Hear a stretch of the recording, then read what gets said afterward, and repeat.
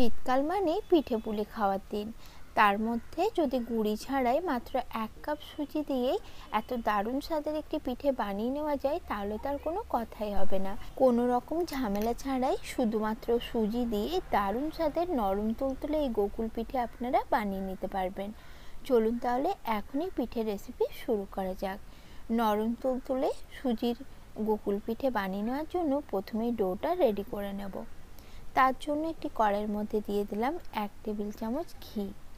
ঘিয়ের পরিবর্তে আপনারা এখানে সাদা তেল ব্যবহার করতে পারেন, তবে ঘি দিলে পিঠের স্বাদটা খুবই ভালো হবে, তাই এখানে ঘিটা ব্যবহার করার চেষ্টা করবেন। ঘিয়ের মধ্যে দিয়ে দিলাম 1 কাপ সুজি।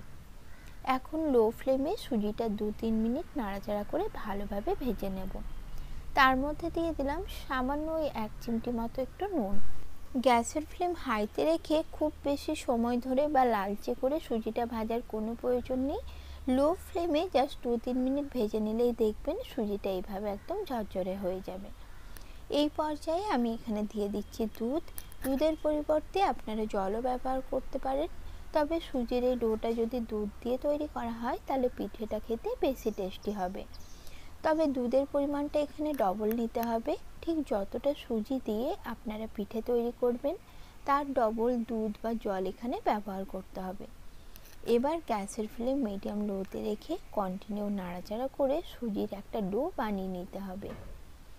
সুজির এই ডোটা তৈরি হতে খুব একটা বেশি সময় লাগে না, অল্প সময়ের মধ্যেই দেখবেন সুজির এই ডোটা তৈরি হয়ে আসবে। নাড়াচাড়া করতে করতে যখন দেখবেন সুজির ডোটা কড়ার গা ছেড়ে খুব সহজে উঠে আসছে, তখন বুঝতে পারবেন ডো একদম পারফেক্ট তৈরি হয়েছে। এবার এই ডোটাকে আমি একটি থালার মধ্যে নামিয়ে নেব।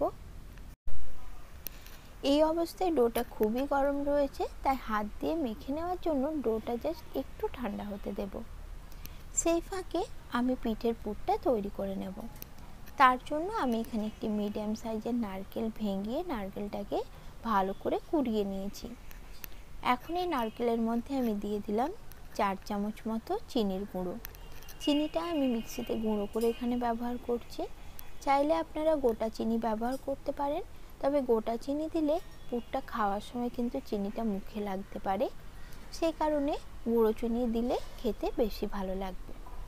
তারপর এখানে আমি দিয়ে দিলাম বেশ কিছুটা কুচিয়ে রাখা কাজু ও কিশমিশ, 2টো ফাটিয়ে নেওয়া এলাচ, দুধের মালাই সহ এখানে আমি 3 চামচের মতো দুধ দিয়েছি, আর দুধটা আগের থেকে একটু ঘন করে নিয়েছিলাম। তারপর দিয়ে দিলাম গুঁড়ো দুধ। গুঁড়ো দুধ দিয়েছি 3 টেবিল চামচ। তো গুঁড়ো দুধের পরিবর্তে চাইলে আপনারা এখানে মাওয়া বা খোয়া ক্ষীর ব্যবহার করতে পারেন। আমি এখানে গুঁড়ো দুধ দিয়েছি আর সব কিছু একসঙ্গে ভালোভাবে এখন মিক্স করে নিচ্ছি। এই পুরটা ইনস্ট্যান্ট খুব তাড়াতাড়ি রেডি করে নেওয়া যায়, আর এই পুরটা খেতেও খুবই টেস্টি হয়। আবার চাইলে আপনারা গুঁড়ো নারকেল দিয়ে কড়াইতেও পুর তৈরি করে নিতে পারেন। তো পুর আমার তৈরি হয়ে গেছে। এদিকে সুজিটাও বেশ কিছুটা ঠান্ডা হয়ে গেছে। হাত দিয়ে মেখে নেওয়ার জন্য হাতের মধ্যে আগে প্রথমে অল্প একটু ঘি লাগিয়ে নিলাম। ঘি বা সাদা তেল দিয়ে ডোটা একদম স্মুথ করে ভালোভাবে মেখে নিতে হবে।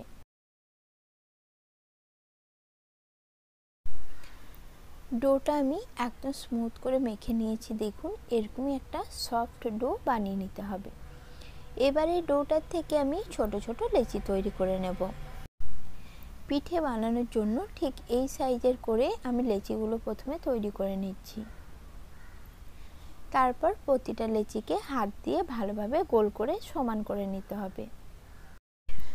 তারপর দুটো হাতের বুড়ো আঙুলের সাহায্যে এইভাবে লেচিটাকে গর্ত বাটির মতো করে তার মধ্যে আগের থেকে তৈরি করে রাখা পুরটা দিয়ে ভালোভাবে মুখটা এইভাবে বন্ধ করে নিতে হবে, আর আরেকবার হাত দিয়ে ভালো করে গোল করে নিতে হবে।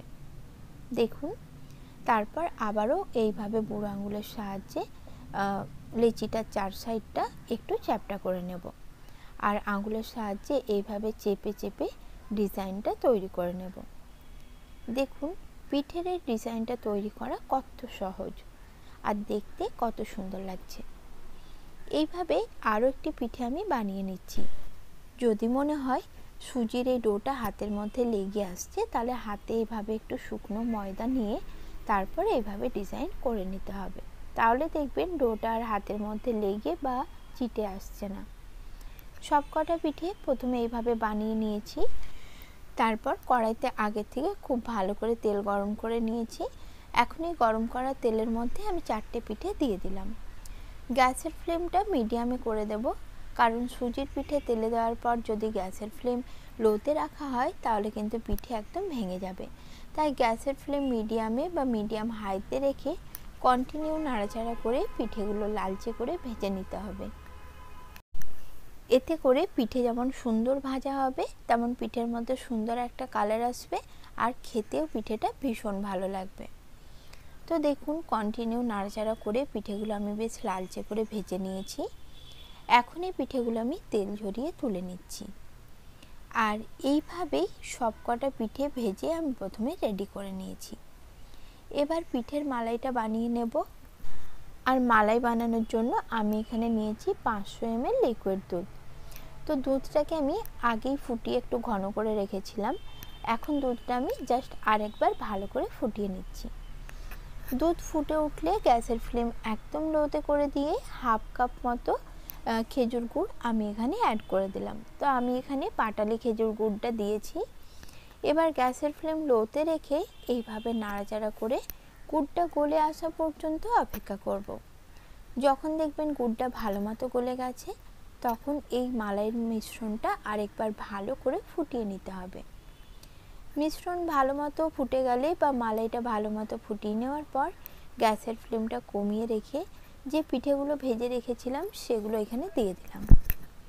পিঠেগুলো দিয়ে গরম মালাইয়ের মধ্যে এভাবে একটু নাড়াচাড়া করে দেব। তারপর গ্যাসের ফ্লেম হাইতে রেখে জাস্ট 1 মিনিট থেকে 2 মিনিটের জন্য একটু মালাই সহ পিঠেটা ফুটিয়ে নেব। পিঠেগুলো মালাইয়ের মধ্যে দিয়ে খুব বেশি সময় ধরে ফোটালে পিঠেগুলো কিন্তু একদম নরম হয়ে পুরো ভেঙে যাবে। তাই পিঠেগুলো মালায় দেওয়ার পর 1 থেকে 2 মিনিটের জন্য মানে দুধটা একবার ফুটে ওঠা মাত্রই গ্যাসটা অফ করে পিঠেগুলো ঠান্ডা হওয়া পর্যন্ত রেখে দিতে হবে। পিঠেগুলো যখন পুরোপুরি ঠান্ডা হয়ে যাবে তখন দেখবেন পিঠের মধ্যে মালাইটা যেমন সুন্দর ভালোভাবে ঢুকে গেছে তেমন পিঠেটাও একদম নরম তুলতুলে তৈরি হয়েছে। আজকের এই গোকুল পিঠে রেসিপি আপনাদের কেমন লাগলো কমেন্টে অবশ্যই জানাবেন। নমস্কার, সকলে ভালো থাকবেন।